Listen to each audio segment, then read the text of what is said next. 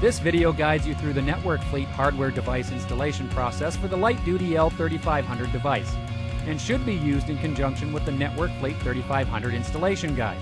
Any deviation from the standard as stated in the installation guide could result in the termination of your certification. If you have any questions during the installation process, call Network Fleet Customer Care at 1-866-227-7323. The Network Fleet light-duty L3500 is primarily installed in passenger vehicles manufactured after 1996. The Network Fleet wireless vehicle management system consists of two components: a hardware device installed in each fleet vehicle and a web-based software application. The Network Fleet hardware device should include the following components: a Network Fleet device, an interior glass mount antenna, and a harness assembly kit. The harness assembly kit comes complete with a flat cable, a bypass connector, 7 connector adapters, 2 retainer bars, a core connector, and 7 tie wraps. Prior to installing the Network Fleet device, you must make sure that the SIM card has been activated. For certified installers, the Network Fleet installation department will activate the device. For all others, you will need to access your self-service portal to perform this action. Installation must be performed with the vehicle in clear view of the sky. If the vehicle is in a garage or below a tall building, the device may not be able to communicate with the GPS satellites. Before you begin the installation process, walk around the vehicle to assess any visible damage. Primarily, you're looking for cracks in the windshields and any other cosmetic damage inside the vehicle around the dash area where you will be installing the Network Fleet device.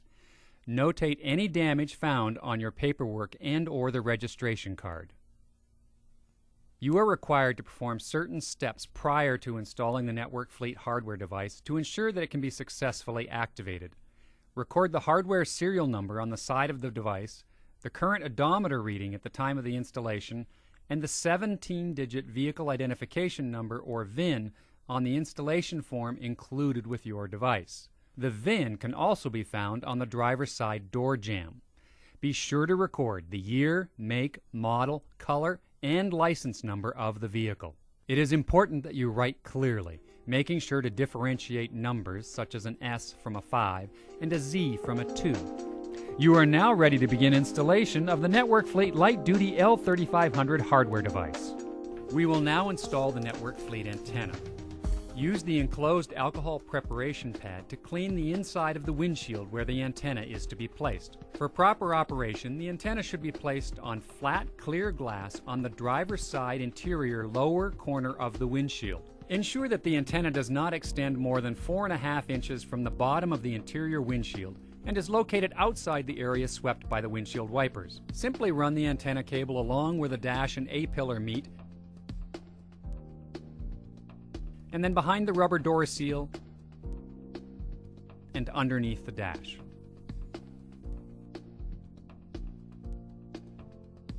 Do not place the antenna in the following areas: behind stickers or decals already on the glass, on a curved area of the glass, on a moist or damp area of the glass, on the shaded band of glass, or on an area that will obstruct the driver's view. Remove the protective strip from the antenna to expose the adhesive and carefully affix the antenna to the glass that was prepped in an earlier step. Press antenna firmly to the glass while being careful not to damage the antenna or the glass. Please note that the antenna adhesive is very strong and it may be difficult to relocate the antenna after initial placement. The cellular antenna wire is encased in a maroon end cap and the GPS antenna is encased in blue. Each antenna wire should easily snap into the appropriate jack. No solder or excessive force is necessary. First, locate the onboard diagnostics or OBD2 port in the vehicle under the dashboard. Most OBD2 ports will be located on the driver's side of the vehicle. You may need to remove a hush panel for easier access to the port. In some vehicles, such as Mercedes and other foreign cars, the OBD2 port could be located in the center console or on the passenger side dash. You will now assemble the Network Fleet harness. To assemble the harness, choose the adapter that closely resembles the shape of the OBD2 port of the vehicle in which you are installing the device. The following are guidelines to help you determine which adapter is most likely to fit the port, considering the make of the vehicle. Now that you have chosen the correct adapter, snap it on the back of the core connector. Then attach it to the OBD2 replacement connector of the flat cable. Secure the connection with a metal retainer bar by snapping it into place around the back of the OBD2 replacement connector. The bypass connector should come pre-assembled in your harness assembly kit. If it is not, simply attach it to the middle connector of the harness flat cable and again secure it with a metal retainer bar. Attach the longer end of the harness flat cable to the data port on the Network Fleet device. Secure the connection with a yellow zip tie.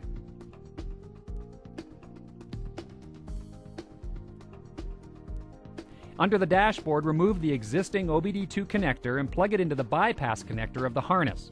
Then replace the open space left by the vehicle's OBD2 connector with the core connector modified with the adapter. Connecting the harness creates a Y connection between the Network Fleet device, the engine computer, and the OBD2 port. This special harness allows the device to connect with the vehicle engine computer, yet also provides for a mechanic to connect a scan tool without interference. Start the engine and check to make sure that all lights, red, yellow, and green, begin blinking rapidly. The device is operating properly when the rapid blinking ceases and the green and yellow lights each begin to blink in a slow pattern of on for 5 seconds and off for 1 second. The red light pattern will continue to vary and should not be used to verify installation. The device should take no longer than 10 to 15 minutes after the engine is started to reach normal operating mode. If you are a Network Fleet certified installer, then your next step is to call the Network Fleet Customer Care Department to verify a successful installation. Network Fleet's Customer Care Department will perform diagnostic testing on the installed device while you are on the phone with them. If a successful installation is verified, the Customer Care Rep will provide you with a case number that must be recorded on the registration card in the designated area. If the customer care representative cannot verify a successful installation, they will walk you through some common scenarios that could impede the success of the installation. Some common reasons for a Network Fleet device to not report at the time of installation are a blown fuse or a cold SIM card. Once you have received verification the unit is operating properly, use the yellow Network Fleet branded zip ties to further secure the blue and purple antenna leads. This important step prevents tampering and accidental disconnection. Before securing the Network Fleet hardware device under the dashboard, make sure you have recorded the VIN, hardware serial number, and odometer reading on the registration form, along with the year, make, model, color, and license number. Loosely bundle the antenna's excess cable and secure it with one of the provided zip ties and place away from moving parts. Bundling it tightly could adversely affect the operation of the device. Use tie wraps to secure the device to a stable bracket or wire bundle under the dash. Finally, restore any hush panels that were removed in the installation process. For Network Fleet certified installers, completed registration cards must be faxed to the Network Fleet Installation Department within 24 hours of completion of the installation, using the fax number specified on the card. Make sure to clean up any debris from the vehicle that is left behind from the installation. Congratulations! You have now completed the installation of the light-duty L3500 Network Fleet hardware device. If you have any questions or are unsure if the Network Fleet hardware device has been installed properly, please call Network Fleet Customer Care at 1-866-227-7323.